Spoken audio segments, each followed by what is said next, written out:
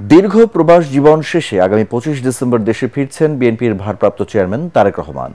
রাতে গুলশানে বিএনপি চেয়ারপারসনের রাজনৈতিক কার্যালয়ে অনুষ্ঠিত সংবাদ সম্মেলনে একথা জানান দলটির মহাসচিব মির্জা ফখরুল ইসলাম আলমগীর। এ সময় তিনি জানান, দীর্ঘ 1.5 যুগ গণতান্ত্রিক আন্দোলনে নেতৃত্ব দিয়েছেন তারেক রহমান। আগামী 25 ডিসেম্বর ঢাকার মাটিতে তিনি পা দেবেন। তার আগমনে যেসব বাধা সৃষ্টি হয়েছিল, তারেক রহমান দেশে আসলেই সেসব বাধা দূর হয়ে যাবে, স্বস্তি ফিরে পাবেন দেশের মানুষ। সবার সহযোগিতা চেয়ে মির্জা ফখরুল বলেন, বিএনপি কোনো সংঘাত চায় না, তাদের উপর কোনো আঘাত আসলে বিএনপিও বসে থাকবে না।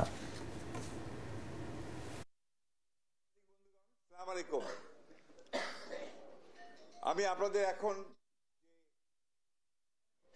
এই দেশের গণমানুষের অত্যন্ত প্রিয় মানুষ জনাব তারেক রহমান, আমাদের দলের ভারপ্রাপ্ত চেয়ারম্যান, তিনি আগামী 25শে ডিসেম্বর, আমি আবার রিপিট করছি যে আগামী 25শে ডিসেম্বর তিনি ঢাকার মাটিতে আমাদের মাঝে এসে পৌঁছবেন।